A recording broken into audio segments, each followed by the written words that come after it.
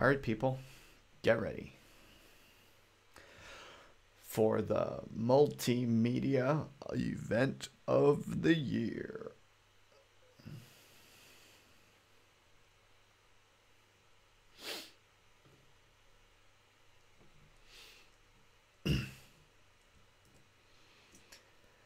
Hello, wide world. Here I am. This is my first solo live stream for quite some time. I've had a lot of guests recently. It's always nice to have guests because you don't have to generate your own content. You don't have to come up with brilliant things to say. You can just sort of come up with them passively, feeding off of the other person's energy. But the beauty of the solo live stream is I can do whatever I want. I can say whatever I want. I don't have to worry about being polite. I don't have to worry about being nice. I don't have to worry about all of that interpersonal processing, the mental calculations your mind goes through when just simply by virtue of being across the table from someone. So much cognitive power is burned just by that social processing that your brain automatically does. The beauty of the live stream is I know that you're all there listening, watching me, but I can just look into the camera and I can focus on what I think and what I feel. And that's a much greater responsibility, much, much greater. I mean, for all the teenagers out there listening to me, I have to make sure I do not mislead them. However, with that responsibility comes a profound, greater freedom. And I've missed that. It's been a while. So that's why I wanted to do this live stream all by myself.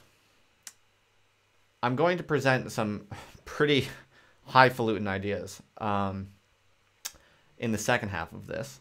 I actually have a fully fledged PowerPoint presentation to share with you. It basically presents my entire unified theory of cinema. It's basically film theory. I mean, you might not have a PhD, but you should probably be able to follow along. I'm known for being very accessible. I make very, very complex ideas very accessible for, the stupid masses such as yourself. No offense, but, that's what I'm here for. And, yeah, this will be the first time I'll be sharing my theory of cinema with the world. I'm a little, I feel a little bad for, like, all the film studies departments out there in the world.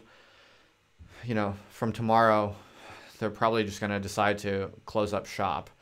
But, I mean, look, this is what we live for as academics, constantly seeking the truth. And if someone is lucky enough, if someone is blessed enough to basically see the full and complete truth of a complex topic such as cinema, I mean, it is what it is. I just got to lay it out there. There might be some debate. We'll see. I doubt it, though. So, yeah, I've been thinking about these ideas for a very long time, been developing them. I think this presentation, actually, it might become a book one day, probably, I think. But we'll see. I'll be curious to hear your feedback. I mean, who knows? Maybe I've made a mistake somewhere.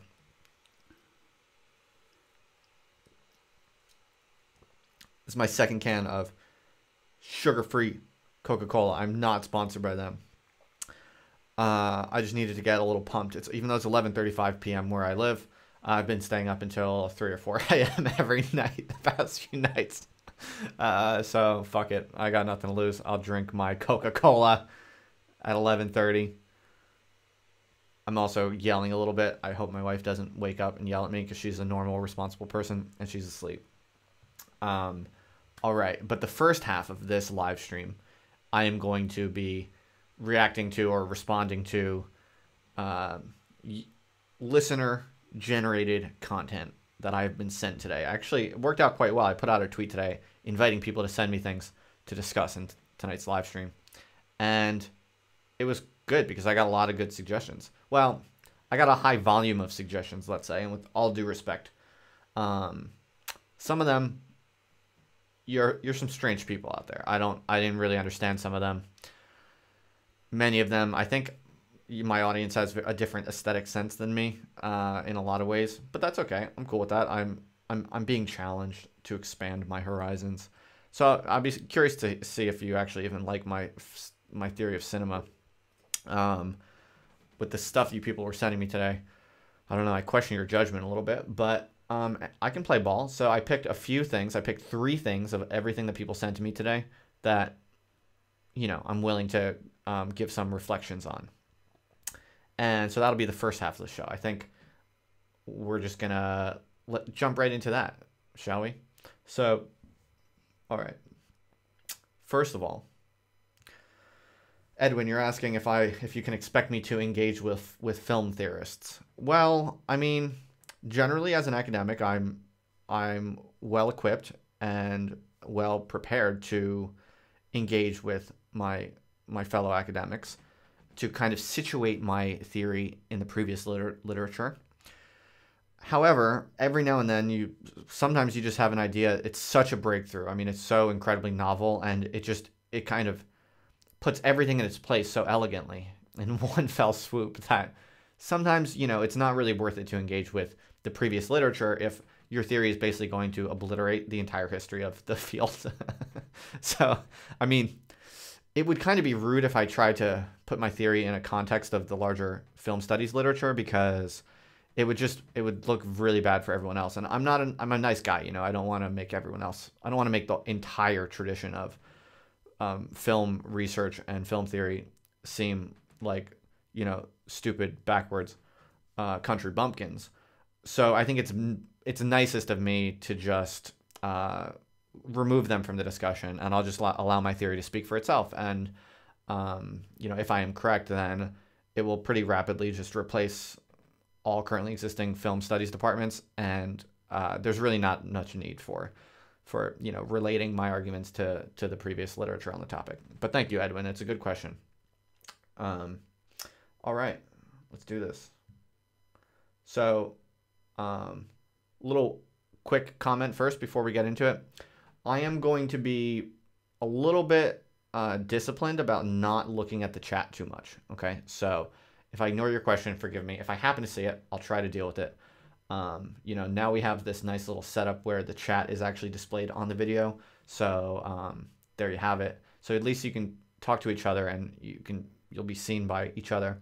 I'll try to keep up with it, but in the interest of maintaining my mental composure for these quite challenging and difficult ideas I'm going to be working through this evening, I'm going to not look at the chat very much. Although if you super chat, I will definitely see that bright color pop up. All right.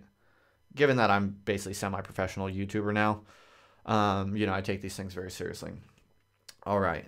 So first item on the agenda, someone sent me a video called Grinch's Ultimatum, and I didn't really know what to make of it. I did watch it once through, and I don't know. It seems like this is a popular YouTuber made this, a YouTuber named Pilot Red Sun. I don't know if you all know who that is, but this video called Grinch's Ultimatum has about 500,000 views, so I guess people like this stuff. I'll give you my comments as we go or after it, but let's watch it together, shall we? Pulled it up here. Grinch's Ultimatum. I'm going to skip through it a little bit. It's short, but we'll go to the main points. The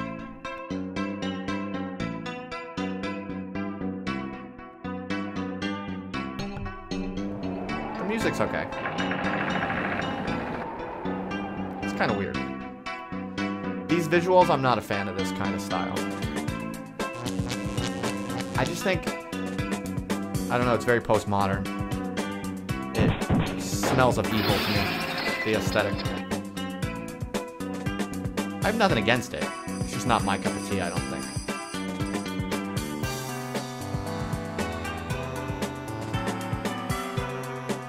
Yeah, the whole purposeful misspelling thing. I used to do it a little bit back in my younger days, but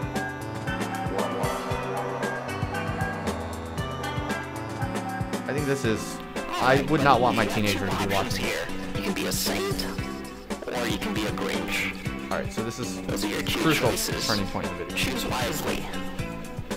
So what's it gonna be, huh? It's hard to hear. He's saying you can choose to be a saint or a Grinch.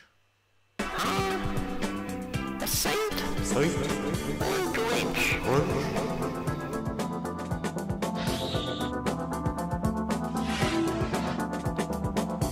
Okay, so the first thing you see right away is that the person chose to be a Grinch instead of being a saint.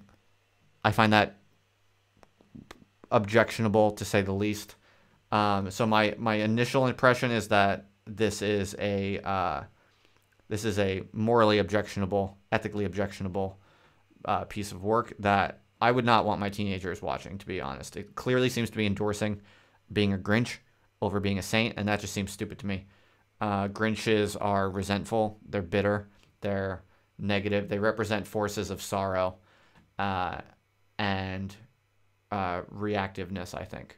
And so I generally do not align myself with the Grinch. I think the Grinch is to be avoided. And as you'll see, or as you'll hear in my theory of cinema that I lay out in the second half of this, all good video or film needs to have clear-cut good guys and bad guys. That's one of the key criteria. If it doesn't have clear good guys and bad guys, and the good guy usually should win. There are some exceptions. We'll talk about that.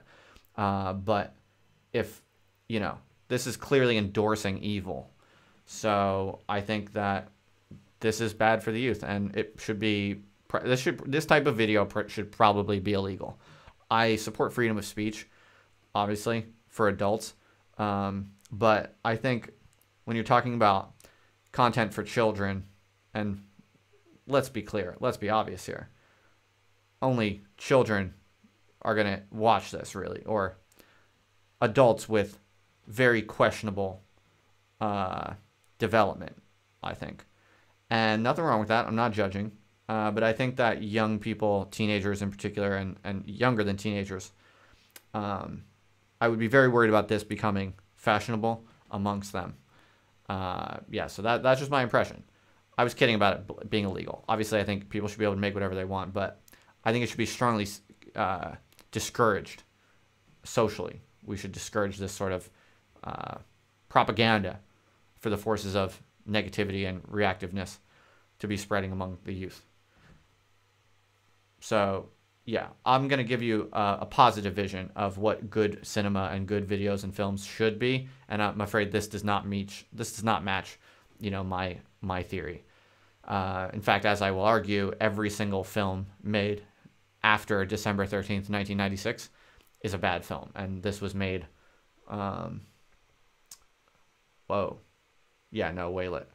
close to the date, but December 25th, 2016. This is late postmodernism. I mean, I'm sorry. Thank you for sending it to me. I appreciate having my field of vision expanded, but this does not pass the Justin Murphy test, I'm afraid. All right, so we could finish it, I guess. See, look, it's making light of becoming a monster. Very bad.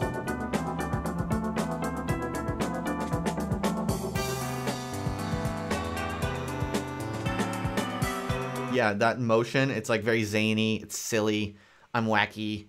It's postmodernism. It's very bad. This should really be avoided, this type of content.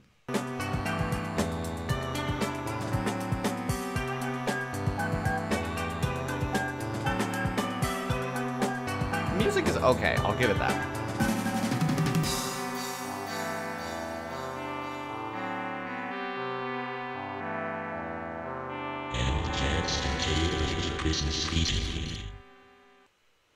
All right, Woker Nexus in the chat just announced that they are skipping the grocery store just to be here for this live.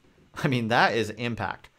As an academic, I'm told that I should be seeking public impact. That's very valued today in the current academy. And here I am on YouTube making live streams, giving the people what they desire. So much so, I'm so affecting people's lives that Woker Nexus is literally changing the course of his life, assuming it's a he, because of my content. He's literally changing where he was going to go. If that's not direct impact on the people, I do not know what is. And see, Megaloshimos is watching this with his wife.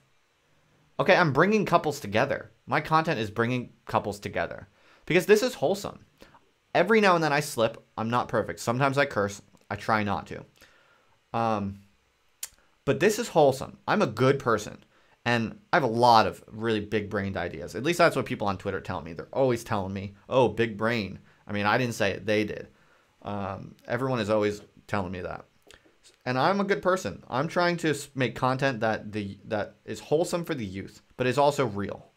Okay? That's my brand. And so I'm bringing people together, husbands and wives. I'm changing the course of people's lives. I mean, I'm going to include this as evidence in a future academic job application. That's an interesting question. Why do I put on this shit voice when I'm by myself? You're right. That is weird. I don't know. Live streaming is a weird art. And when the camera's running and you're all by yourself, weird things happen in your brain. But it's a good question, and I appreciate honest feedback. I don't want to put on airs. I don't want to affect a kind of fake voice or style. But then again, it is fun to kind of just be to be free, to experiment with different tones of voice and expressions. What else do we got here? Oh, I'm sorry that your wife is sick with a fever. All right, we got someone with a question. It's a good question. They're a bug man. They're on that bug man routine. They want to know, how do they break out of this? Paid for a bug man degree in information science. Well, I don't know. This is not exactly one of those channels. I don't want to be a self-help guru. I don't know what your problems are. I don't know how to help you. I'm just a relatively random dude trying to make my own way in the world. And it's tempting to try to help you, to try to solve your problems. But I think the best way I can help you is to just be straight up with you and tell you that I'm not really selling self-help advice. I'm not a guru. I don't know much better than you do. What I can give you is I can put myself out there for you. I can say what I think. I can make what I want to make. And I can be available to you in this face-to-face kind of sort of way. And maybe you can learn from my mistakes. Maybe you can learn from any little things that I happen to do well. Maybe I can in a tiny way help you or some other people, but not in an explicit way. I think we need more modesty on that. It's very tempting to play self-help guru, but I'm not. I barely know what I'm doing, but I will share with you along the way what I learn, what seems to work and what seems to not work. That's all I can really offer. All right. I'm getting too distracted now by the chat. That's great. It's great there's so much energy in the chat, but we could spend all night me just trying to respond to stuff. So I got to get on with this show. One day I'll have an assistant, and they'll help manage it, and it'll be great. Until that day comes, focus. All right. Next item on the agenda, another piece of content submitted to me by the audience. We got Gorsed, I think that's how you pronounce it, on Twitter, asks a very good question. Friendship between men and women. What do I think about it? Well, I thought about this one a little bit, and I think that friendship between men and women is a very good thing. I think it's an important thing. I do think it's possible.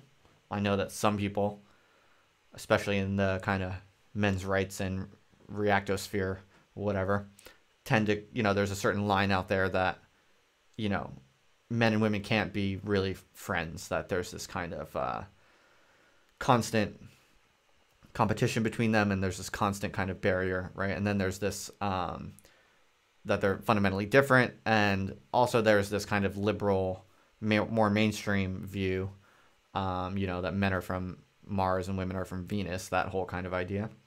And that seems to imply that, there is this fundamental divide that can never be crossed in terms of just friends, that there always is going to be kind of sexual dynamics at play and competitive dynamics at play.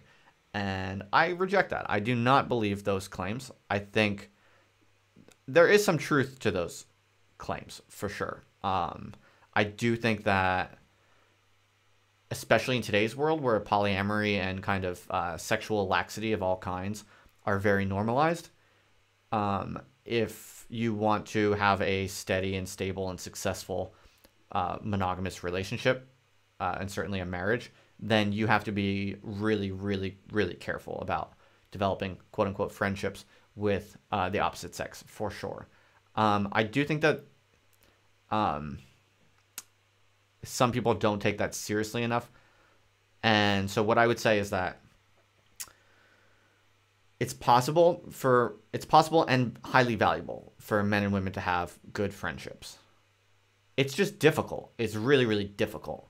And I think people kind of run in different directions with that. Like some kind of like misogynist men will say like it's totally impossible and develop these like really, I think, unnecessarily extreme and hurtful models in their mind of like what women are, and it makes the possibility of friendships with women, you know, dubious at best. But I think they're just overreacting to the difficulties that are truly there, and they're probably overreacting to their own negative experiences, which, you know, one can understand, but it doesn't necessarily generalize. I would say, what else could I say about it? I think if you want to have a long-term monogamous relationship with someone in the opposite sex, you just have to be super careful that what you're calling a friendship is not like a pretext for developing like sexual or romantic pleasure with them. Or, you know, you have to make sure that you're not actually cultivating some sort of like fantasy and enjoying that fantasy. Because if you do, it spells major trouble for the relationship. Like as soon as you let yourself be friends with someone of the opposite sex, but there's even an ounce of like sexual or romantic energy there, and you're aware of that, or even if you're not aware of it, if it's there at all, I think it's kind of just going to be waiting to destroy your relationship, I think, with your main partner that you're supposed to be monogamous with. So I take that very seriously. I think a lot of people today underestimate that, especially on grounds of like feminism and liberalism. It's like people want to think, oh, they can just be friends with everyone. You know, you can just be friends with members of the opposite sex like it's no problem. But people, look, like you don't know what you're capable of. You don't know what types of inclinations and drives and passions are kind of hiding in you. Even if you're like relatively very self-aware, we're all capable of deceiving ourselves. And I think the particular case of sexual energy between men and women as friends, it just, you know, you see it rear its head in explosive and unexpected ways eventually and often. Not always. And obviously, if you're mature and you can relate and communicate openly and honestly with your partner, I'm not like saying you shouldn't be polyamorous. I'm really not. If you can do it well, that's fine. I have no whatever. If it's open and consensual and honest communication, I think that's like relatively, you know, defensible ethically. But I just think it's so extremely difficult to do that honestly and effectively that it often becomes a kind of justification or excuse for people to basically kind of hurt each other, or to, you know, kind of, it's like a way of glamorizing your own inability to commit, your lack of discipline, your lack of, you know, focus, your fear of commitment, these sorts of things. I think a lot of people basically glamorize that or spin it in a positive light by, you know, being polyamorous or having lots of friendships, but, you know, with opposite sex, but those friendships are actually secretly kind of like laced with romantic and sexual longing. So basically, I think it's possible, and I think it's really valuable. I mean, some of my best friends throughout my life have been women. I've always had,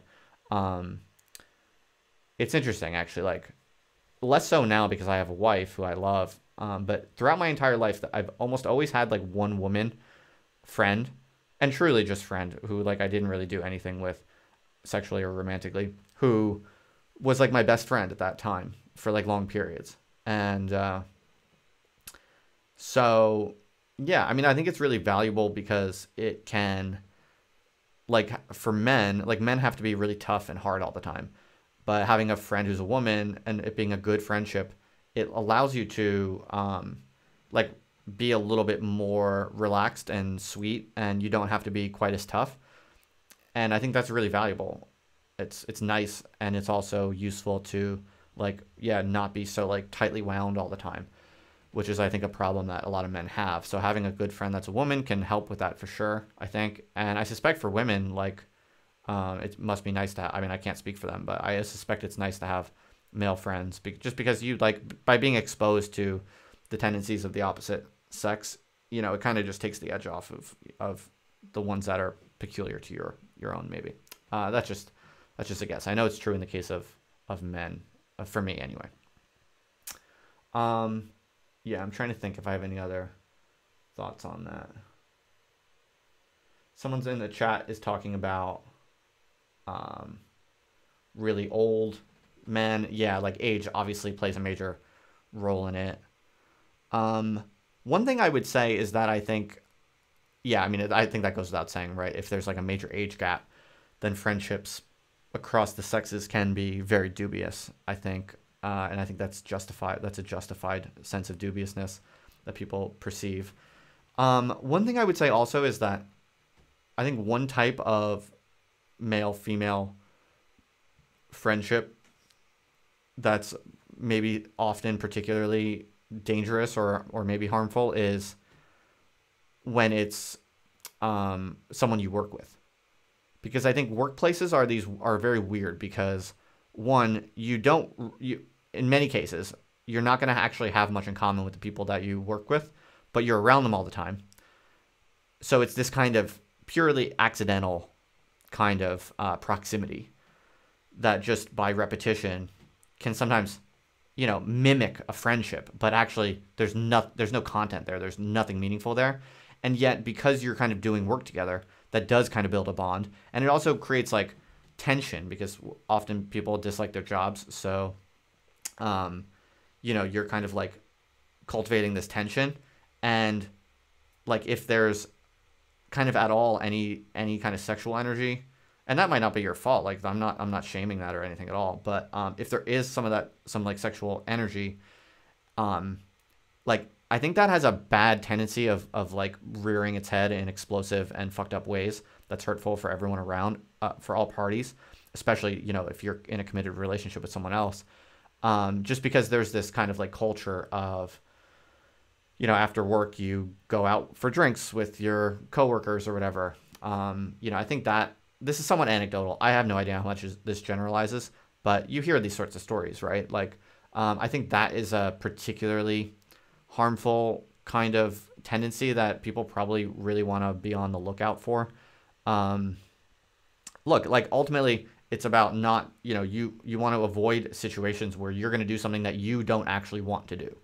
And I think friendship between men and women can lead to many types of those situations. And yeah, I just think people should have way more awareness of like how capable they are of lying to themselves and how capable they are of doing things that, you know, they might regret more than anyone else, and that other people really may be hurt by too.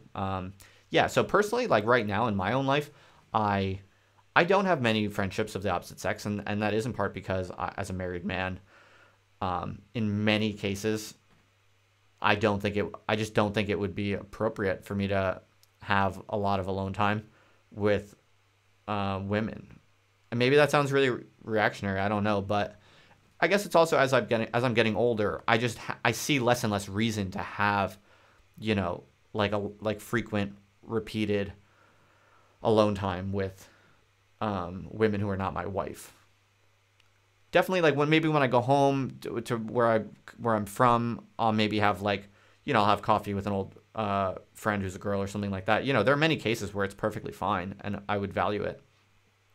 But generally, yeah, I don't do it. Look, like, and this will be the last thing I say, is that, and generally my wife doesn't either.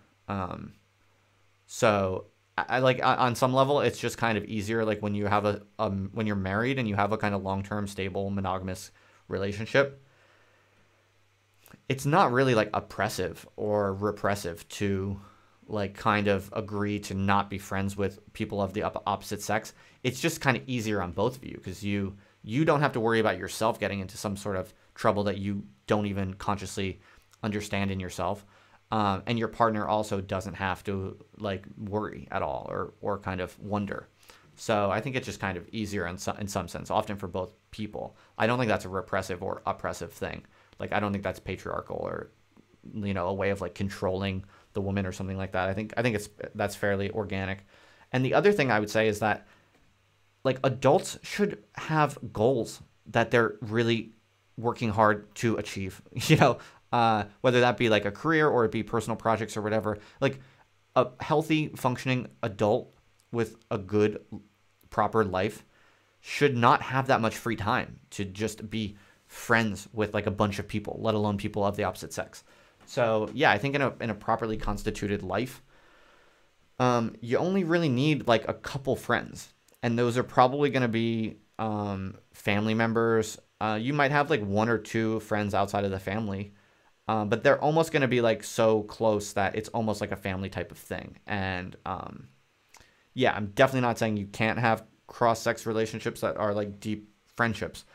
I'm just saying that they're relatively rare, and many examples of them that you see today among like young adults are actually just adults who are kind of struggling to find their own like true, mature, stable life path, and they're kind of like just flitting around with a bunch of people to pass time. And so it's like, even if you have complete control of your drives and you're completely upfront with your partner and honest and self-controlling about everything, there's still this other problem lurking about, which is like, why are you spending your time socializing so much? Like, shouldn't you be working on something that you believe in, that you're trying to achieve?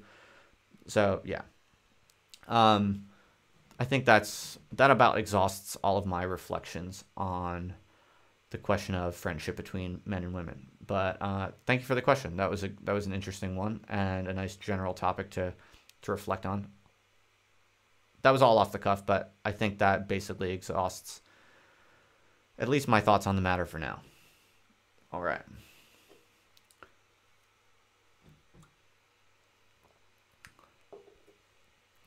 What's next? All right, next up. I was recommended a text. I think this came from Nishiki. It's called How to Drop Out. This is written a while ago in 2004 by someone named, I might botch the last name, but I think it's Ran Pryor. I'm just going to guess. And I didn't look too much into this person, but I did just a little bit of background reading. And apparently this guy wrote this essay in 2004, and it was quite influential. I think a lot of people read it. It was kind of like famous in, among, kind of alternative types of people, like anarchist crust punk types and different types of, hippie types and, alternative lifestyle liberal type people, lefties that is, generally, I imagine. And this guy basically talks about how you should drop out, like how, if you want to kind of remove yourself from, the status quo system, whatever you want to call that, the capitalist, regime, or whatever vocabulary you use to describe, the dominant social system and its norms and institutions.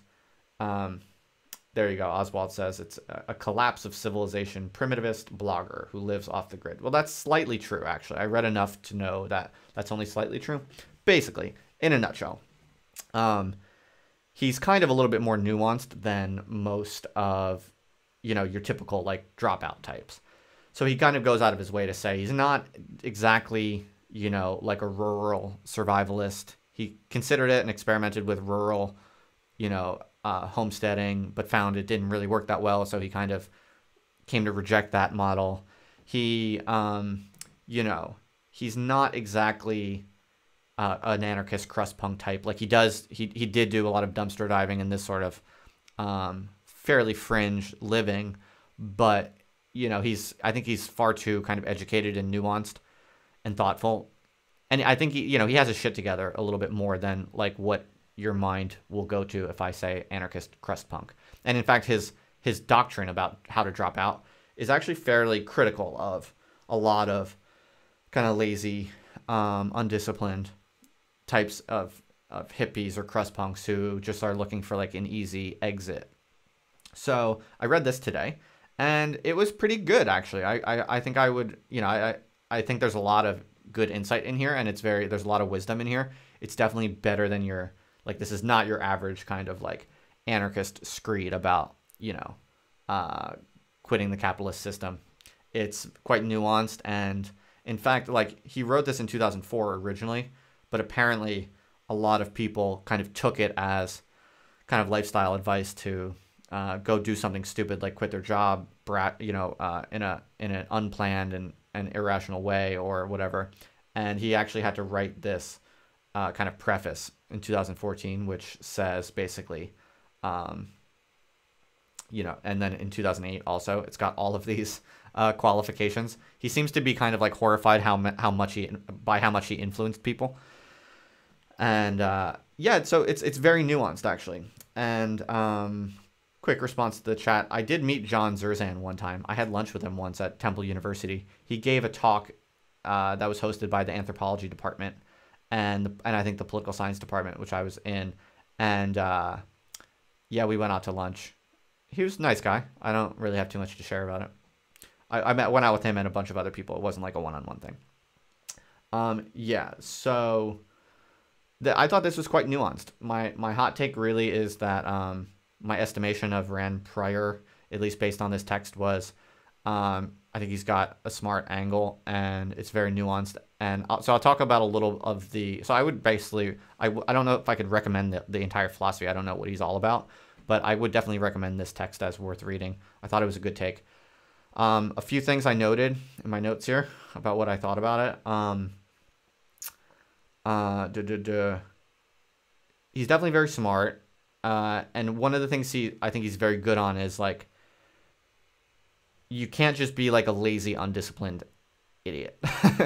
And he's like going very far out of his way to say, you're only going to be able to kind of remove yourself from the bullshit of normal status quo society if you are pretty smart and disciplined, and you have to be very self-motivated. You have to have your own projects that you're kind of passionately interested in working on, and you have to be like existentially quite fortified in many ways. And I thought those points were really good. Like, you often don't hear people pushing for or kind of describing and articulating a model for how to drop out of mainstream society, and also giving this like very mature, balanced, cold water on top. That's saying actually it's really hard and most people are not going to be able to do this and that sort of thing. So I liked it was very sober in that regard. A few points in particular that I thought were very smart was he talks about how there's really never an all or nothing kind of either or moment where someone can drop out. That itself is kind of a myth, and it's just a product of kind of immature, lazy thinking and people fantasizing about like some magical doorway through which everything will just be suddenly better on the other side. What he talks about is how in his model of how to drop out. By the way, I should give you a little bit of background about him. It sounds like he's, been fairly successful living a life. His model is basically like you should basically cut your expenses as low as you possibly can, and then maximize your free time to have as much unstructured free time as you want, as you can get for yourself. Like, that's basically all he's saying for himself. That's like what he's been trying to do, and he's experimented with different models of doing this. But it sounds like basically what he kind of came to in the end is to live like on the outskirts of a cheap city or something like that. So he didn't go rural, but he's also not going like full urban. He's like basically live in the cheapest city you can or something like that, I think. And just figure out a way to basically reduce your costs as much as possible. That might mean things like eating out of dumpsters or whatever you need to do based on your own, preferences and capacities, and yeah, just maximize free time. He says that rural homesteading does not work very well. He tried it because it's way more work than he thought it would be. So that was interesting, and so that's his basic model and like what he's trying in terms of what he's trying to achieve. And it seems like, I haven't read all about his life, but it seems like he's done a fairly good job of living that kind of life. At least that's what I've gathered. So there's a little bit of, I think, like, empirical support for his model that he shares. And so his advice about how to do it, I think, is generally quite smart. So a few things I noted in particular. He talks about, it's gradual, that there's never an all or nothing moment where suddenly, you've dropped out and life is good. It's actually really, like, it's mentally quite a challenge when you do it. And you should basically think about it as a gradual process. Like, you can kind of start dropping out whenever you want and slowly do it on a regular basis. And it basically just means reducing your costs and freeing up your time, basically. But that also requires a kind of like mental cultivation of feeling free. Like, academia actually is a really good example for this. Like, it resonated with me for that reason, because in some sense, as an academic, I could kind of take a fair amount of free time for myself. But since I'm like a high achieving, ambitious person, it's actually like I am kind of my own oppressor in some sense, because I'm not able to psychologically take, a random Wednesday that I'm not teaching and just be totally free and relaxed. Even if I have nothing on my calendar and I could get away with doing whatever I want that whole Wednesday, if it's in the middle of a work week and I got a bunch of other things going on, I mentally cannot enjoy that day. Like, I'm gonna be anxious. I'm gonna have to work as hard as I can all day on stuff related to my obligations, because if I don't, I'm gonna be anxious and uncomfortable. But that's my problem. That's the worker. That's like the person or the individual's problem. And on some level, you have to do like gradual work to liberate yourself from that type of self-imposed anxiety. So I think that's like very true, and that's very good, sober medicine for I'm mixing metaphors there. It's cold water. It's very sober advice for, I think, people who like fantasize about somehow having like a much better, more relaxed life or whatever. What else? Oh, I thought it was really astute what he says also about how a lot of people try to drop out of mainstream society and they actually get depressed because they don't know what they're doing. They don't know how to motivate themselves. They're maybe not disciplined enough to fill their time with meaningful work, that sort of thing. And I think that's also really, really astute. He talks about how like really you should only think about dropping out when you've already, for a long time, been like working on the projects that you want to spend your time working on when you drop out. Like, if you don't already have the motivation and the discipline and the skills to actually do the meaningful work you want to do, then dropping out is going to actually be quite painful. It's going to suck, actually, and you might get depressed and lose your way by dropping out, simply because it's going to take you time to actually get up and running doing the stuff you want to do. And if you're not able to do that, that's going to be an awkward gap where a lot of people kind of fall into the pits. So I thought that was also really astute. And in some ways, like, this essay was kind of good for me to read, given what I'm kind of going through right now and the options I'm thinking about, because for me, in some ways, like, some of the advice was sort of like, I could probably think better about that. I might be a little too rash on some things or whatever. But also it was vindicating in a lot of ways. Like, some of his advice, which I thought was really astute, it was actually kind of like, it was reaffirming, and it kind of inspired confidence in myself, in my own model of kind of that I'm kind of leaning towards right now, towards doing some things like a kind of, I wouldn't think of it as dropping out, but I'm obviously toying right now with a certain kind of significant rupture or departure from, my mainstream current career track. Definitely, I might be on the brink of some sort of major change that I think to a lot of people would look like dropping out. But I see it differently. But there's an obvious kind of relevance to what I'm going through right now. And some of the things he was saying, like the point I just gave about how a key condition for successfully dropping out of, status quo mainstream society is that you already have to have strong motivation and discipline and skill at what it is you want to do with your free time. That was actually very vindicating, because those are all things that I do know that I have in ample supply. And so it's like one of the hesitations I've had over the past few years, because I mean, I've been thinking about this for a very long time. I've been thinking about how incredible and ideal it would be for me personally to just be a totally free agent and just do all of my thinking and writing and creative work purely as an independent free agent on the internet. I've been thinking about this for a very long time, because I actually do think I'm temperamentally, personally, like uniquely well suited to be able to do it. But one of the hesitations I've had is, if I would be, if the social kind of distance from other kind of high achieving, productive intellectuals, namely academia, if the social distance would be so bad that maybe I would kind of lose my way, maybe I would lose my energy, maybe I would not be able to motivate myself over long periods of time. But, when you kind of read stuff like someone like this guy, and you kind of put yourself in the larger like distribution of other people, I'm sort of like, well, I've been blogging and writing like wacky ass independent shit for since grad school, like since the beginning of grad school. I have been like spending more time than anyone I know in academia in my cohort at any given year since grad school.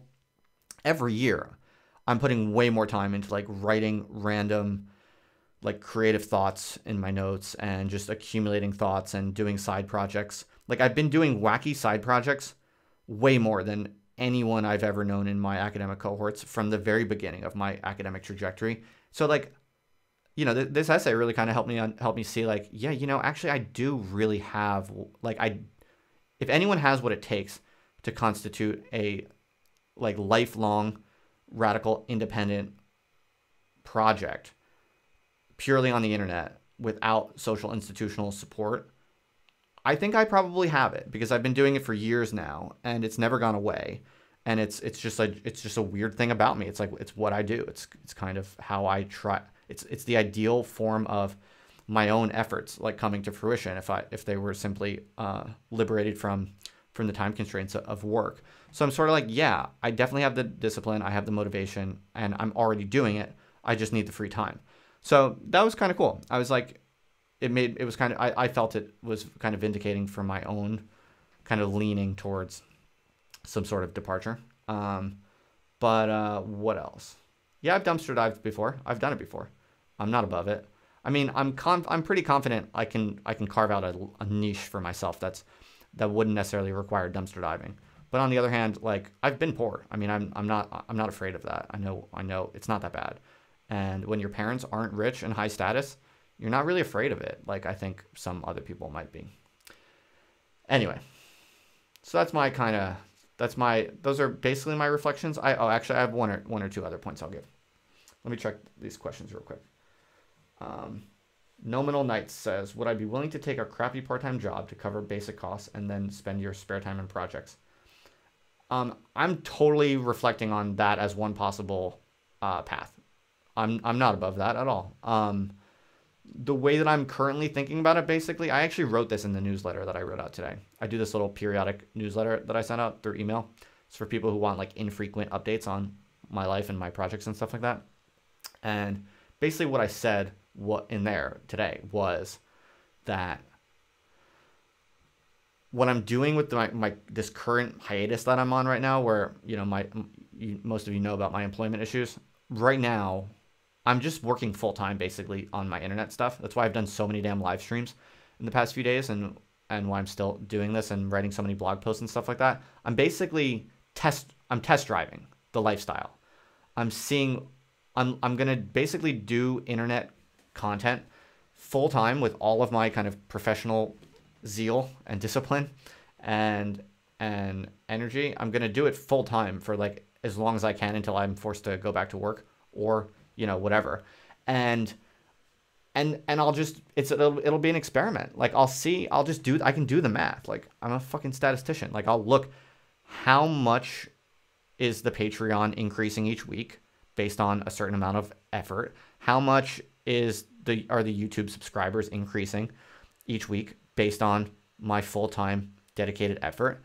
How much are these different metrics improving, and at what rate?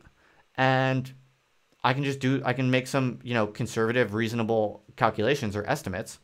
Like where will my independent income be in 1 month, in 2 months, in 3 months at this current rate? If I work on it like hardcore, and then just based on whatever the data suggest from this experiment, there'll just be I'll make a decision about what is the most rational choice for moving forward. Like in the extreme case, I don't necessarily think this is likely at all, but one extreme positive outcome would be like I do this stuff full time for a couple weeks, and the data looks to me like I'm on an upward trajectory of getting patrons and also getting subscribers and all that kind of shit and website traffic. If the data looks like it's increasing sufficiently, I could make a case to my wife. I could say, look, we've saved up a little chunk of change. It's not much, but we've saved up a little bit, and it's been mostly on my labor over the, no disrespect to my wife, but it's been mostly on my labor over the past 5 years. Could you let me have 6 months to keep doing this full time? Maybe I'll do like a little part-time thing, or maybe she'll just do full time for like 6 months, and to see what happens. If it looks like maybe there's a chance of making that work. And then maybe just extend the test drive period full time. Maybe, I mean, why not? If my wife would support it, maybe I could get away with it for a few months, see what happens. That would be like an extreme outcome. I'm not necessarily like putting a lot of probability on the possibility of being able to like do all this internet stuff by itself full time and this stuff only, but it's not inconceivable. Let's see what the data looks like. Another more probable or possible outcome would be what the person in the chat suggested, which is, I just find an easier job. Like I'm pretty skilled, I'm pretty employable. I could leave academia but get some decently paying job that just maybe it's like a high-end job that pays well and I do it part-time, or maybe it's just like a fairly basic job that is like really easy and I have a lot of mental energy, in the mornings and the evenings and weekends or whatever, and I just do this stuff. I write books and blogs and make videos and stuff like that for fun on the side, so, or some combination in between. That's obviously like what most people do, who do creative intellectual work on the internet. So, I mean, I wouldn't be above that. Like, I genuinely wonder if it would be more or less equal to academia in terms of what I'm able to really do. Like, my current output on the internet is, like, very, very constrained by my academic obligations. So, I don't think it'd be that much different if I were to, like, take some other job. And I think I might be able to make it better. Maybe. I mean, who knows? I could be wrong. Maybe it's a shittier job that I land in and I realize how good academia was all along. I've thought about that a lot. That's like one of the things I've kind of obsessed about, if that might be the case. But I mean, I won't go into it here, but I've broken that down 10 ways to Sunday, and I don't think that's right. So right. And then there's another outcome, which is maybe the math just doesn't work out. What I'm doing like doesn't have enough legs.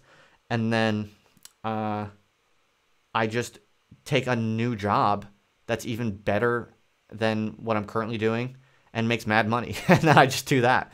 What I could probably do is, if I needed to, just get a job as like a data scientist in the private sector or some sort of data analyst position and make like twice as much as I'm currently making, and just do that hardcore full time for, the next few years, save mad money, and then, I don't know, retire early or some shit. Who knows? There's lots, but those are roughly kind of like 3 possible scenarios that I'm seeing as possible. And it will kind of just depend on how things work out, like what my options or prospects are, like specifically with respect to how far can I really make all this independent internet content go? Like how much can I really build it up? Honestly, I'm pretty pleasantly surprised by how many patrons I have already and how much I'm getting through that. It's not like anywhere near replacing my income, but to be honest, it's more than I might have, predicted at this stage. Like I've only had a Patreon for a couple weeks, and I'm like pretty pleasantly surprised. So who knows? I mean, if I keep hustling like crazy and doing all these live streams and all this kind of stuff, and I don't know, maybe it keeps growing. Also, I'm innovating a lot on the model. Like, so I'm now offering on my Patreon, I'm doing something very unique that I haven't seen many people do, which is I'm going to be hosting like graduate level seminars, basically. So it's kind of like, if I'm right, and this is based on feedback from my fans, like I did polls and stuff and did research on it. And one of the things people really want is they want to be a part of like a live intellectual community, and where there's like where they get like feedback on their own work, and they get input and stuff like that from people such as myself and other people also. And so yeah, I mean, I could very well maybe find out some innovation where I can provide value to people through the internet in some sort of auxiliary way that people aren't currently available, that people aren't currently able to get. And like maybe I'll figure out something that hasn't been figured out yet, and it'll make, I'll be able to make more money than people currently believe you can make money through the internet, like in this sort of way. So like, for instance, Free though in the chat here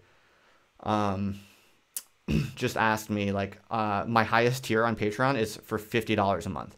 That's pretty high. To be honest, I put that as like, I wasn't really expecting anyone to sign up for that.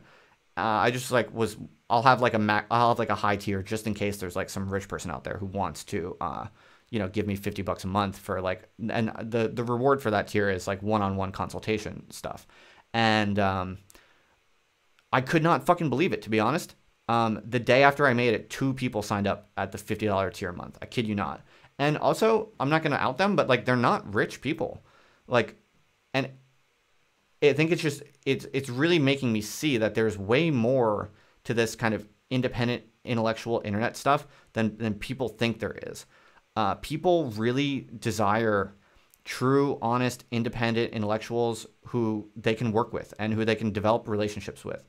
And it is valuable. People and people do want it, and it looks like people will, cough up a good chunk of money to have that. And I'm just so great. I'm so like flattered and also grateful and pleasantly surprised that like this kind of stuff is stuff that people want and are willing to cough up some money for. Like I said, I'm pleasantly surprised, and I'm not like naive. I'm not, I don't think it's going to be like, I don't have any naive kind of calculation that like I plan in 3 months to have my income fully replaced, and I'm going to be like a super successful, well remunerated, independent intellectual on the internet or something. Like, no, I have no idea what to expect. But I mean, you only find out by trying, right? And so far, the experiments I've been kind of doing, they're succeeding more than I thought. So who knows? Maybe the ceiling is higher than people think. Maybe there's more to be figured out here than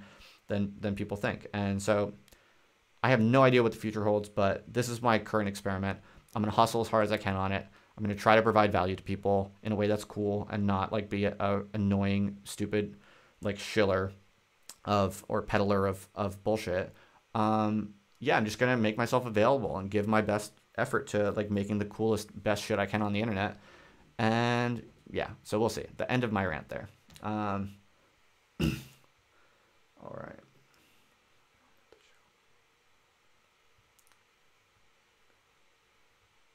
Yeah, I mean, so I feel like people are kind of talking about it more, asking some things or saying more things in the chat, but I think I've exhausted that. That's an update on how I see all of that. And yeah, we'll just see what happens.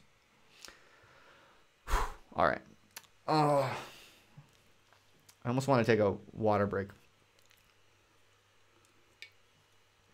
But no, we will carry on.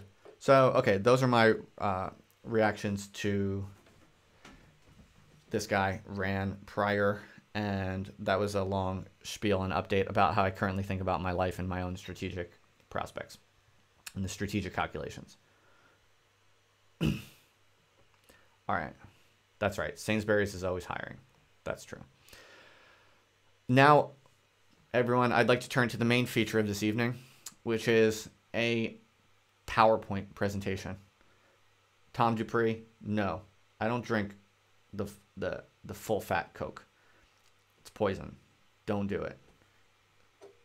Like the zero sugar sodas nowadays are so good. They taste exactly like the real thing. And I think at this point, anyone who insists on drinking the real sugar sodas, I mean, I don't know what to think about those people. All right, let me relax my vocal cords for just a minute. Relax my brain for just a minute. Oh yeah. I should have put this in full view, so it wasn't just doing it in the little corner, but whatever. All right, now let's move on to the presentation for this evening. Here it is. This evening, this is the moment you've all been waiting for. I know this is why you're all here. I will now present to you my theory of the cinema. It is, I think, a very, very bold and ambitious theory. If I am correct, this will change the entire history and future of film studies as we know it. I think there is an extraordinary amount of evidence for my theory, namely every movie that's been made since late 1996. And now I'm going to try to explain my theory and convince you of it. So if you haven't already, please get comfortable.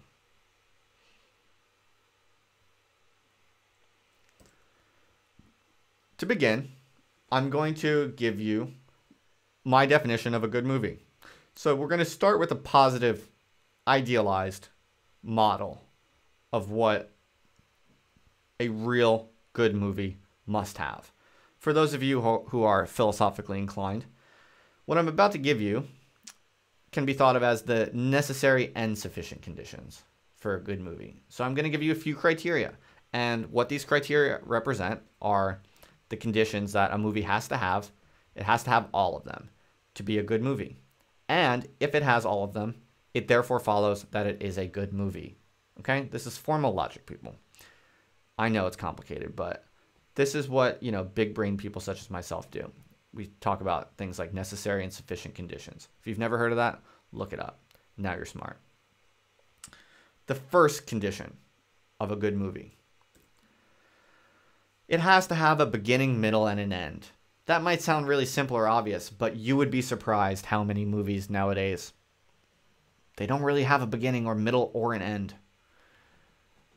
This is a major, major error. And if you don't know the beginning, middle, and the end, if they don't go in that order, if they put the end at the beginning and the beginning at the end, I know that sounds completely insane, but you would be surprised how many movies actually put the end at the beginning and the beginning at the end. I can't explain it. I can't explain what would be in their fucking mind. But there are some sick and twisted people out there nowadays, folks. I mean, sorry, I cursed, by the way. I really want to make these very teenage friendly, because really that is my target market, people, the teenagers. So I apologize, Mom and Dad. I won't do that as much. I assure you, this is safe to share with your children. You would be surprised how many sick and twisted creeps there are out there who would get a grant of millions of dollars to make a movie, and then they choose with that $1 million to put the end at the beginning and the beginning at the end. I'm not going to go into the details of why this is bad quite yet. That would take a whole other lecture. And if this becomes a book, I'll have a whole section on this. But I'll give you the long and short of why it's necessary to have a beginning, middle, and end. First of all, if you don't have a beginning, middle, and an end, or if they go in some weird order, this is what you call gratuitous decadence, my friends. People are going out of their way to be wacky and zany because it looks sophisticated, but it's not sophisticated. It is a pretense of sophistication, and they're just trying to be cool. They're just trying to look like they're complicated, tortured geniuses. They think it's too easy or obvious to put the beginning at the beginning and the end at the end. So they're going to be different. They're going to distinguish themselves from all the other NPCs on the playground. Yeah, well, it's a bad idea, okay? It just shows that they're sick and twisted individuals. It's decadent, all right? Go look that word up. It's a good word. You need to make it a part of your vocabulary if you're a teenager, okay? Many things that you encounter in the public culture today, if you don't like them, if you have an intuitive sense that this reflects evil, it's very likely going to be decadent. But you have to go learn what that word means to use it wisely, okay? So it's gratuitous, it's decadent, it's unnecessary. And yeah, I could go into more detail, but I don't want this to run into the whole, I don't want this to run till 4 a.m. It's already running kind of long. But hey, I mean, it's the internet. I can take as long as I want. If you don't like it, go watch Sesame Street. I didn't say this was going to be quick. I didn't say this was going to be easy. I'm not accountable to anyone. If I want to take my time, I'll take my time. Okay. So that's the first condition. Has to have a beginning, middle, and an end. In that order. It also has to have good guys and bad guys. Again, you would think that this is so obvious. But it's not. It's amazing how many movies you can't even tell who the good guys are and who the bad guys are. We're going to talk about, how movies go wrong historically in the later slides. But this is an absolute requirement of a good movie. It's got to have some people in it that are actually good. And what does good mean? It means they're admirable. It means you like them.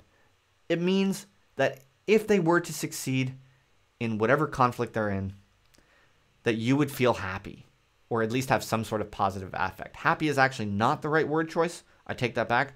Happy itself is a decadent word, okay? So generally, if you're a follower of my worldview, happiness is not something that we strive for.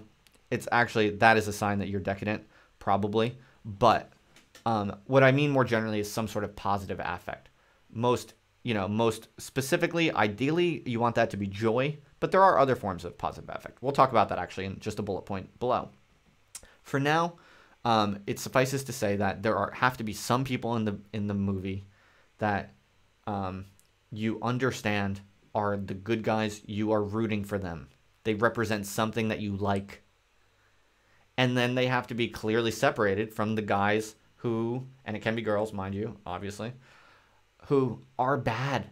They represent evil or something negative, something that you dislike. They need to have some combination of these two types. They need to be clearly separated. And you need to actually have some sort of emotional attachment, both good and bad, to clearly delineated, separated characters, okay? It might sound obvious. It's not. I see we got some disagreement in the chat already. I'll take a quick interlude for some questions here. Tom says that he literally cannot disagree more on every point here. Well, Tom, I'm sorry to learn that one of my audience members is such a decadent, postmodern person such as yourself. But hey, I respect that. Whatever you're into, you can watch whatever movies you want. I should be clear, folks. I'm not telling you what movies to watch. If you're a decadent person with very degenerate tastes and a confused moral compass, and you have very little will to live, you can indulge as much as you want in the wide variety of bad movies. And wow, is there a wide variety of them? You can find them all over the place. I'm just saying what is the true definition of a good movie objectively. What you choose to do with it is your business. I'm not judging at all. So Nishiki says this is deeply reactionary. I think not. No, this is in all seriousness, this is a deeply emancipatory, insurrectionary, liberationist presentation. Because what I'm trying to show people, especially teenagers, Please, I hope there are teenagers out there watching this. If there aren't, please share this with your teenagers that you know in your life, okay? They need this. What I'm trying to do is help people see that there's a reason why they hate all the movies they've watched in the past few months. Have you noticed this? Like, so many people, you know, have you ever scanned through Netflix? My God, it's horrifying. It's horrifying. There are so many bad movies, even ones that people tell you they're good, like 12 Years a Slave. You watch it, you're like, wow, this made me feel nothing but suffering in every way. I can't find a single good thing to say about it. And yet the world is telling me that this is a good movie. What's wrong with me? There's so much suffering based on people thinking that good movies exist. So through showing people the truth, which is that no good movies have been made since end of 1996, I'm liberating people from their suffering. I'm liberating people from their confusion and the morass of reactionary fascist self-hatred that they're currently living through, okay? I'm liberating people. This is not a reactionary presentation. Just wanted to clarify that. What else do we got?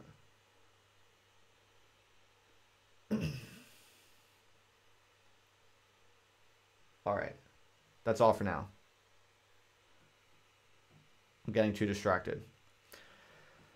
Folks, if you have a teenager in your house or something, or you know one, you have their phone number, like a cousin or something like that, call them. Tell them this is live. Like, I'm here for them. I'm giving them the truths that they need to have a successful and meaningful life. So, I mean, I'm not a self-help guru. I've already said that very clearly, but I will tell them truths such as the ones I'm presenting here. So, okay. Has to have good guys and bad guys. The third criteria is that a good movie has to have a comprehensible chain of events, okay? There are a few concepts in this bullet point here. A chain of events, I think that's pretty self-explanatory. That means things have to happen in some order, some sort of cause and effect, a sequence of things happen. But the key word in this bullet point is comprehensible, okay? It needs to make sense. In other words, you would be blown away. If you were a Martian and you came to this planet and you looked at the movies, you scanned through Netflix and you watched a bunch of them, you would be amazed how many movies don't make any sense. All right. I'm going to talk about that in a future slide. I even have a whole meta theory on why and how movies don't make sense and how they get away with it. Okay. But this is the positive definition. All right. This is the positive vision. It has to have a comprehensible chain of events. I think that should just go without saying. It's pretty obvious. It needs to make sense, all right? If it doesn't make any sense, it can't be a good movie. It can be some other thing. Like, if you like art house films and shit like that, maybe you like things that don't make sense. That's fine. It's just not a good movie. It's something else.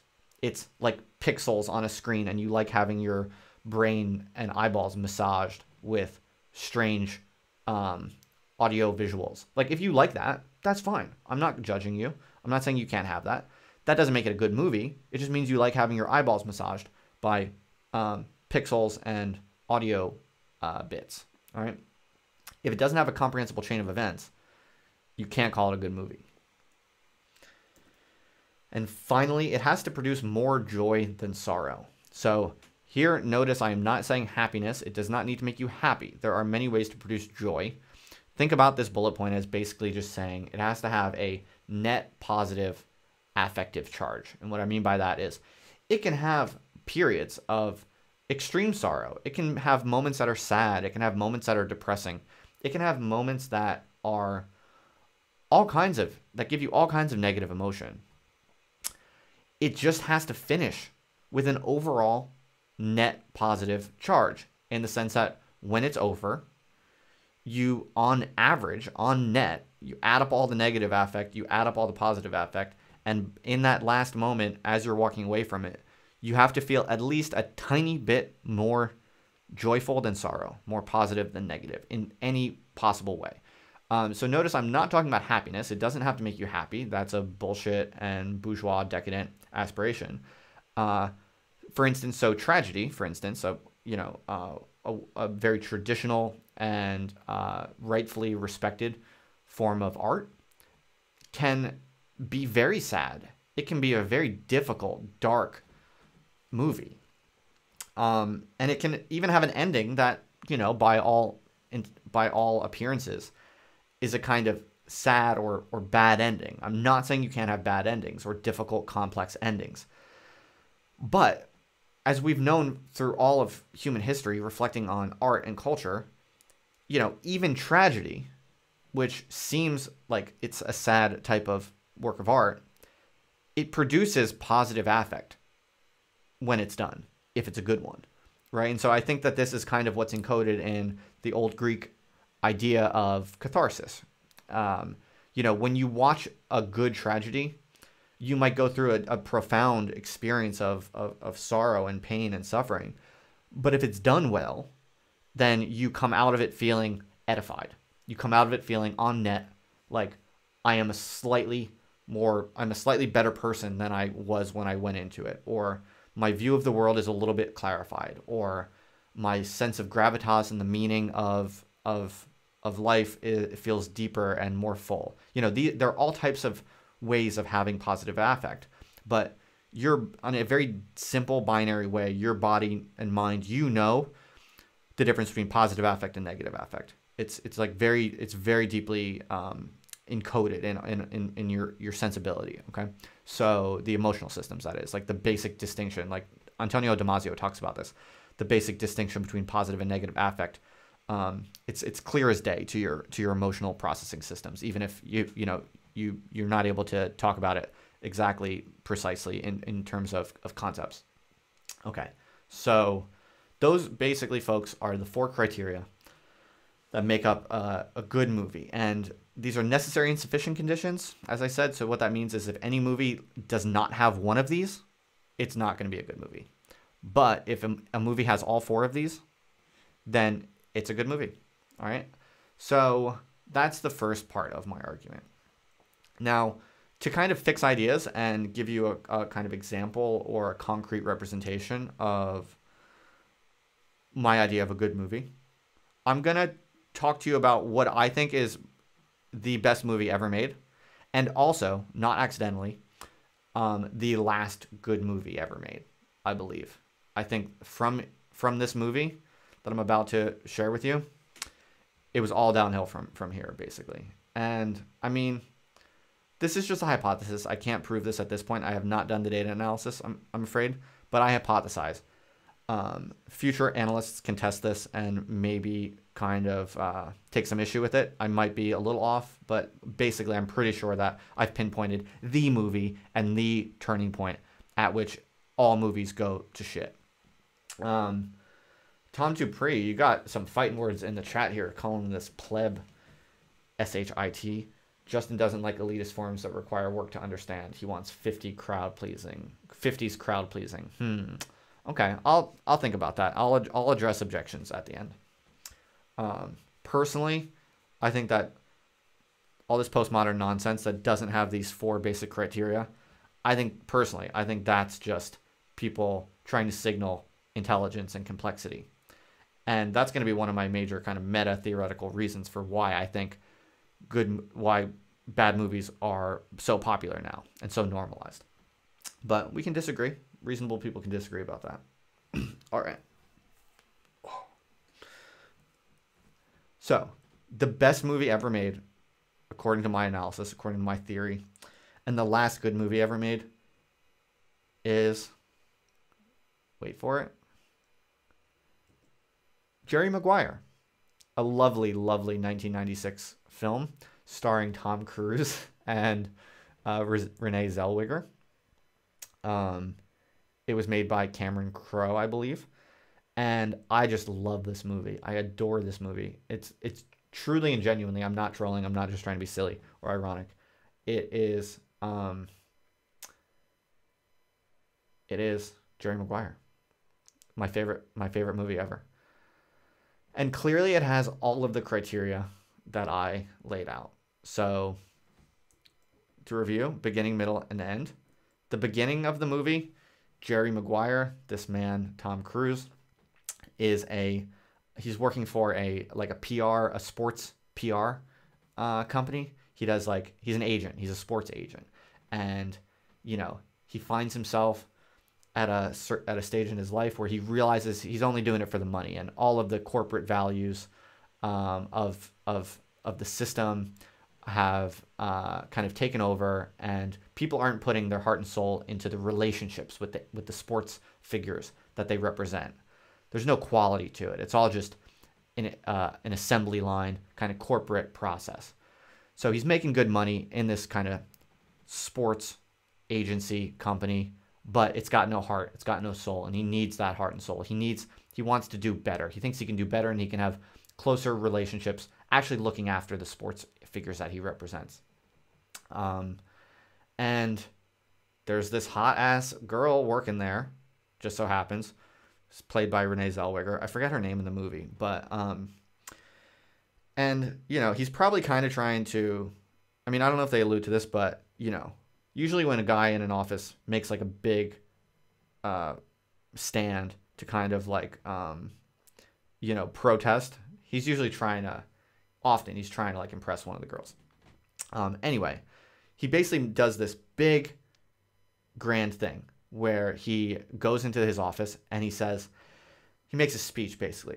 He writes a memo. He writes this like screed about criticizing the agency that he works for, and then in a grand gesture he kind of says, "I'm leaving, and who's coming with me?" And he says this to like his whole audience, and everyone, of course, all the NPCs, they're like, I don't know.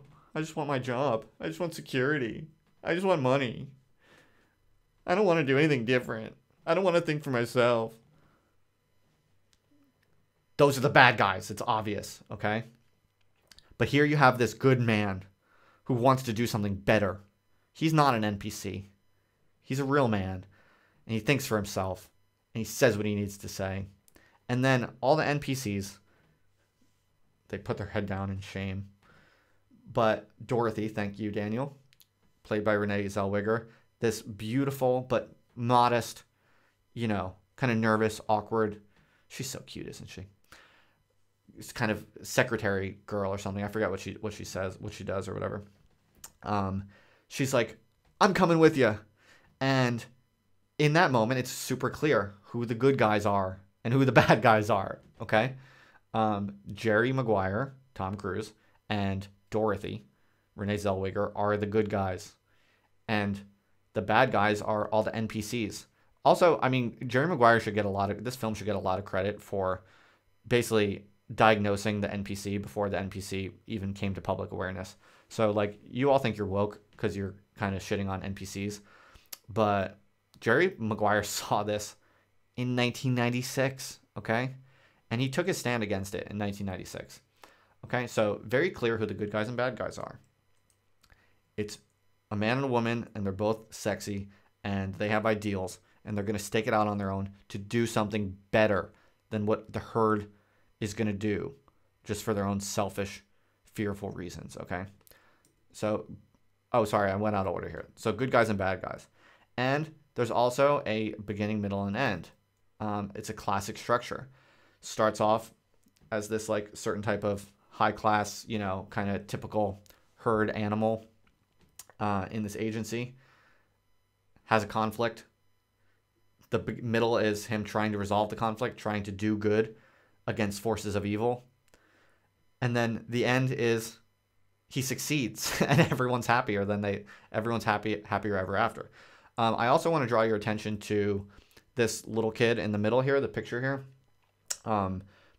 He's very cute little boy. That's Renee Zellweger's, I don't know, bastard baby or something.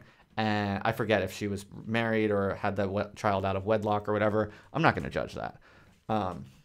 But regardless, look how cute he is. I mean, he's really funny, really nice little guy. But he's also kind of retarded.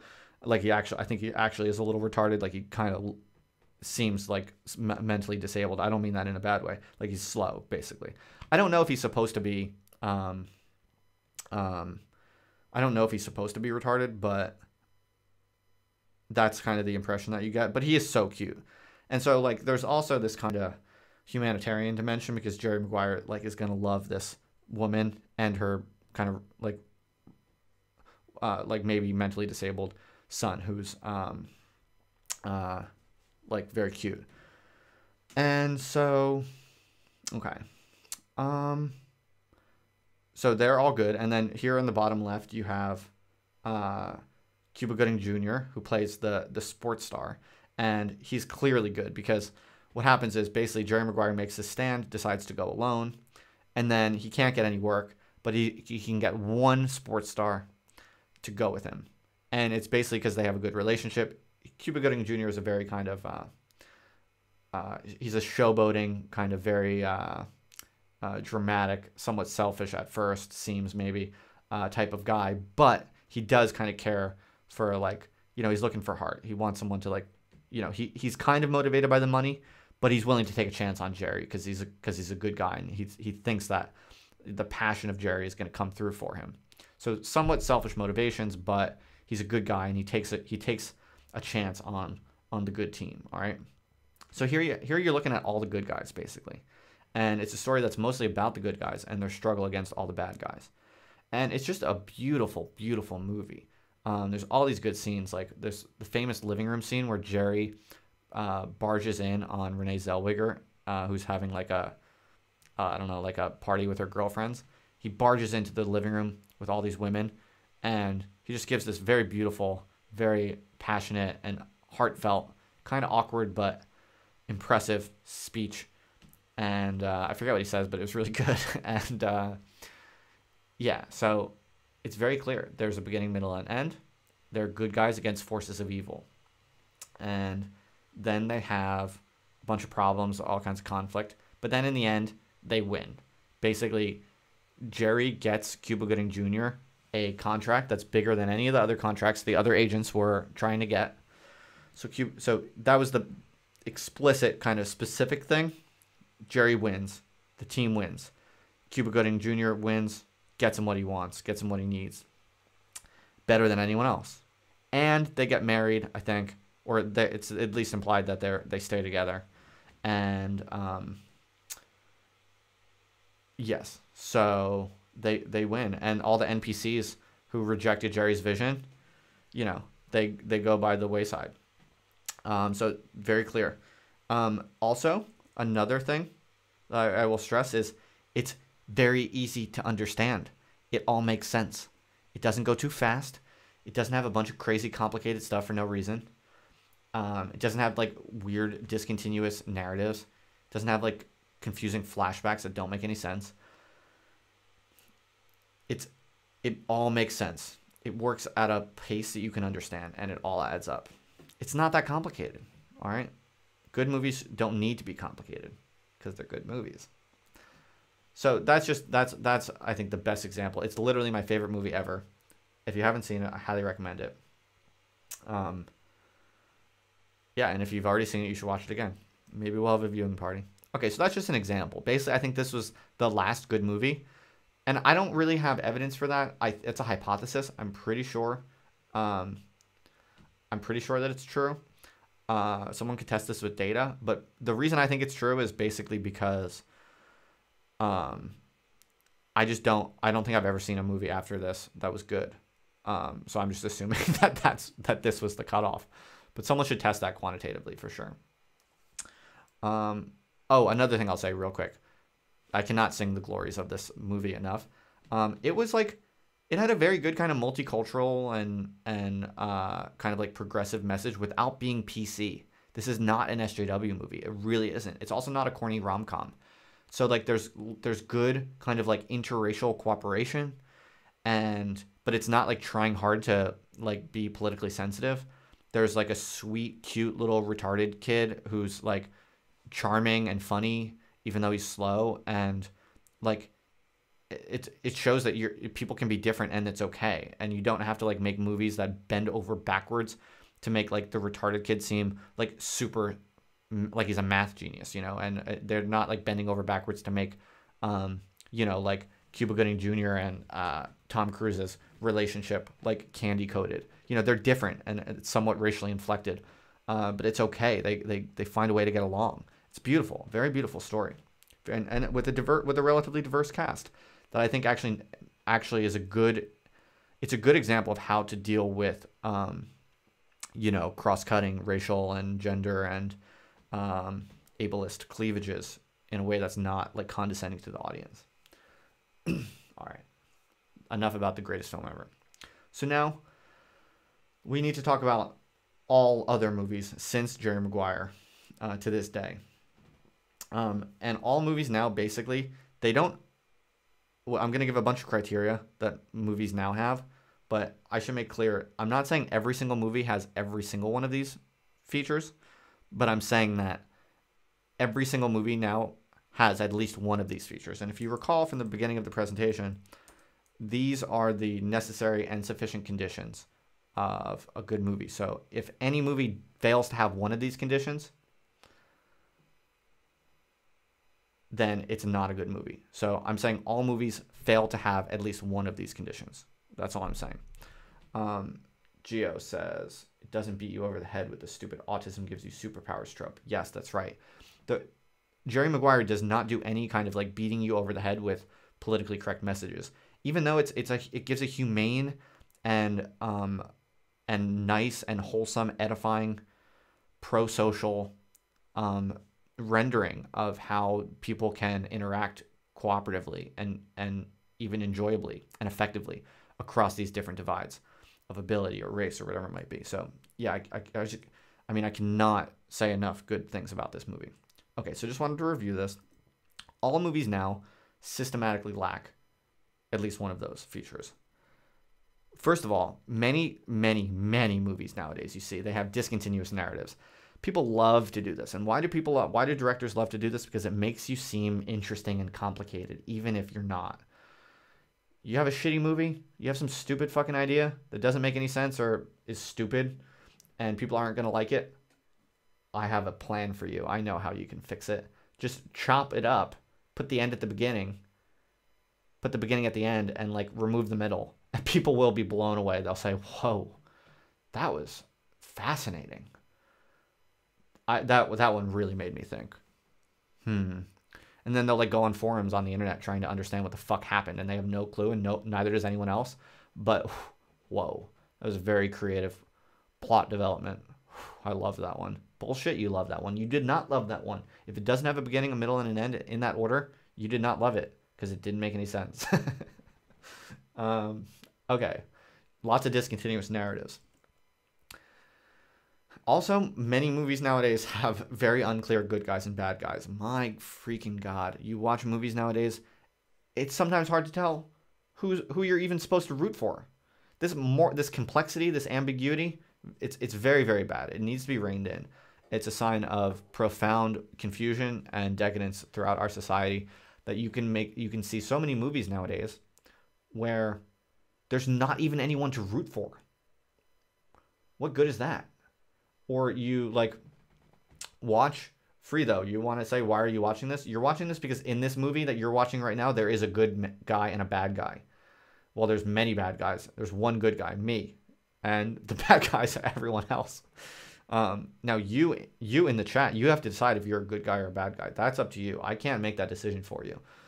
I hope that you're going to be a good guy and you're going to root for the good guy, but that's up to you.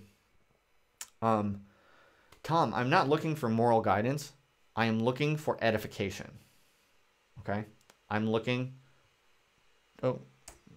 skipping ahead. I'm looking for edification.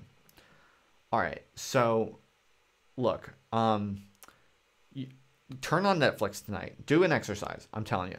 After you're done watching this, when you're watching Netflix tonight, flick through all the movies.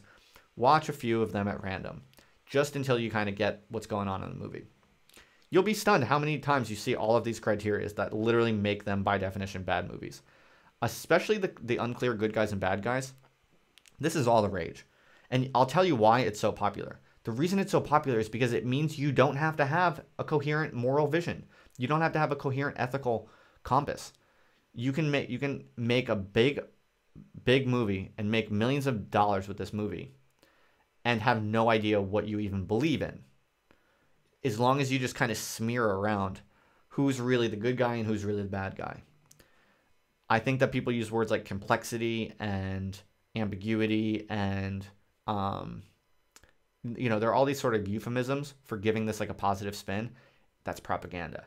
That's all propaganda of the forces of decadence and ethical degeneration. Okay, so you have to tell your teenagers that to resist at all cost that these positive euphemisms for the proliferation of movies that have no good guy and no bad guy, or some combination of the both. All right.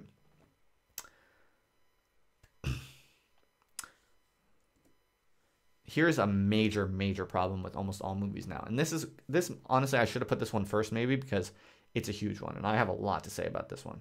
I have a whole meta theory about this.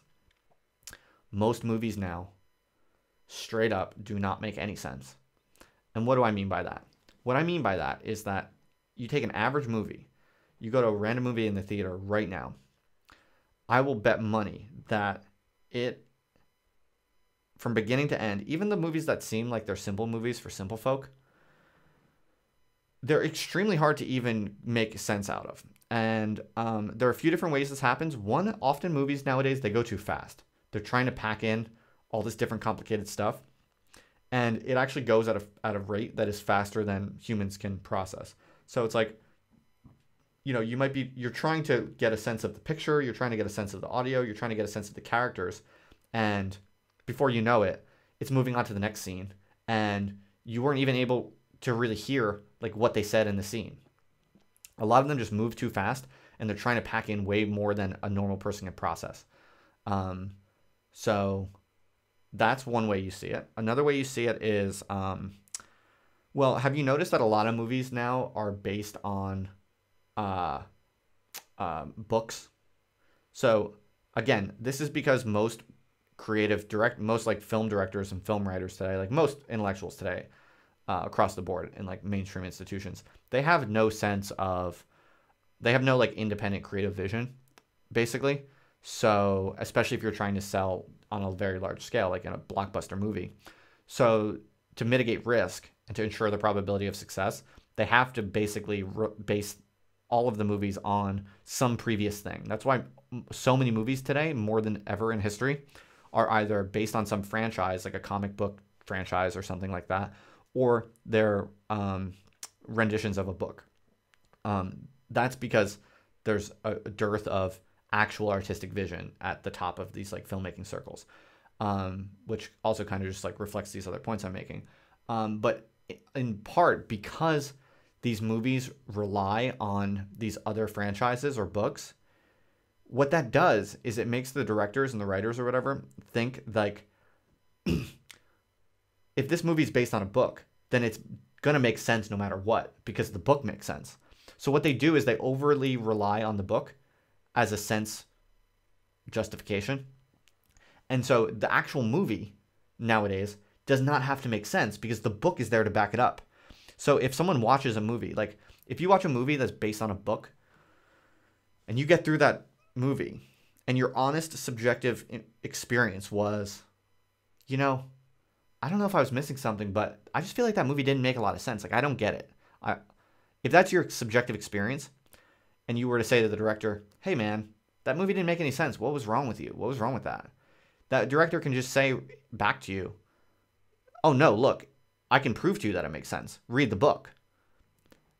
And so there's this like relying on the previous product as a kind of support for the claim that the movie makes sense. And what this does, I think, is it makes directors and writers lazy, and it kind of makes them unaccountable to the audience. Also, and this is the other part of the meta theory of why so many movies today make no sense, is that everyone is basically just afraid to say that they didn't understand a movie. Everyone is always trying to signal intelligence. So like if you get out of a movie with friends at the theater, if they all understood it and they're all talking about how they liked it, you're not going to confess that you didn't understand it. So everyone is basically just like enforcing this kind of like terroristic peer pressure on each other to say that they understood movies.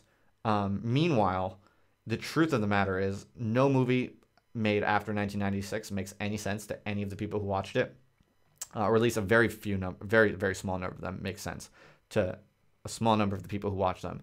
The majority of movies make no sense to most of the people watching them, but those people are afraid to tell the truth because then they're going to be seen as stupid. All right.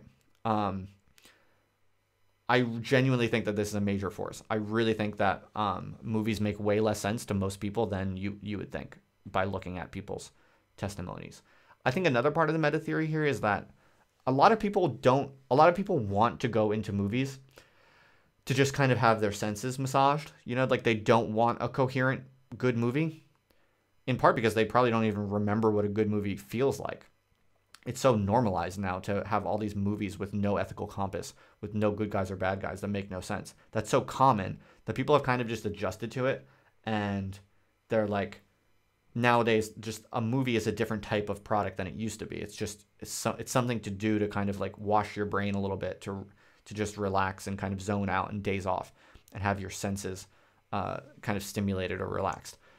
People actually don't want it to make sense. They don't want to do the work of watching it, I think. A lot of people, that's true of.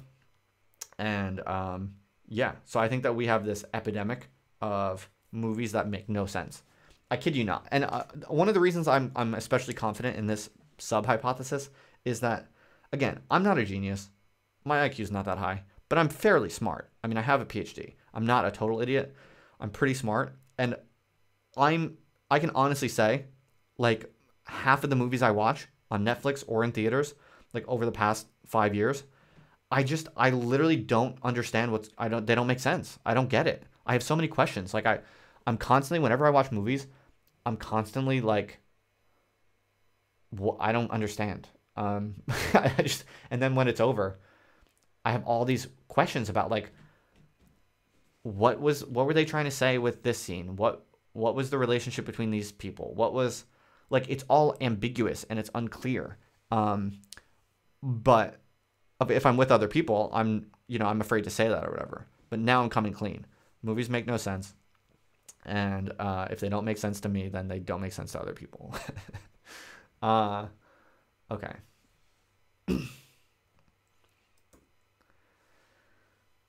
The final problem with all movies now is that they make you depressed. Movies are so dark and depressing nowadays. Like, seriously, it's like a mental health risk to watch Netflix without a strong degree of confidence in what you're watching. Like, if you were to, if you're the type of person who, like, just every night goes on Netflix and looks for something to watch and you kind of, like, flick around, you are going to be in serious trouble. Like, that's a major risk to your livelihood, because half of the shit on there is made by sick, twisted, nihilistic, depressed people with really, really twisted senses of life. And, you shouldn't, like, none of us should be giving 2 hours of our life on, like, a gamble where we could be given a piece of multimedia made by really, really sick and twisted people who basically want to harm you just so they can exercise their twisted fantasies. A good like example of this is goriness. Have you noticed how gory movies are? Like, look, if you like a good gory slasher film, I'm not gonna stop you from watching it. I'm not gonna hate on you. That's fine. There's a place for that every now and then. However, have you noticed how many movies nowadays that are not even horror movies have really extreme gore in them? I hate this. It's really, really ugly, and it's disgusting, and it hurts your soul to see violence when you're not expecting it. But it's so normalized now. It really is, and I think it makes people depressed. I think it makes people morbid, makes them macabre, and I think there's an epidemic of depression being caused by everyone pretending to understand and like all these movies that make no sense, have ambiguous characters, and discontinuous narratives. So, yeah, this breaks the cardinal rule number 4, which is that a good movie, by definition, has to produce more joy than sorrow. It has to have a net positive affective charge. But most movies don't. Like, just think about it this way. Here's the test. Think about all the movies you've watched over the past year. How many of them, when you're done with the movie, you kind of just walk away feeling kind of vaguely low, like, or de-energized or demoralized? Like, how many times has that happened to you? Be honest with yourself. I think it's more than people want to admit. It happens to me all the time. Like, my wife and I will, someone will tell us, like a friend will tell us there's this good movie on Netflix. We watch it, and then I'm like, this makes no sense. It's got all this stupid shit in it. And then it's over, and I just feel a little, like I feel a lesser version of myself. Happens all the time. And I think it's a major public health epidemic. I don't know what the proper like social policy solution is. Obviously, I do support free speech. I wouldn't want to see like strict censorship regimes. But then on the other hand, like I don't think it's okay for like a movie that is supposed to be a normal movie, like it's not a horror movie, and you're just watching it, and all of a sudden one random scene is like someone having their head cut off. Like this happens. Like, okay, I'll give you an example. I was watching a movie last night on Netflix. I won't mention the name of it because I don't want to promote it. But it was not a horror movie. It was like a psychological thriller. And yeah, like I'm pretty sure it's just a true fact that like explicit, really gratuitous violence is way more normal and common in movies that are not supposed to be horror movies. And I think that really fucks people up.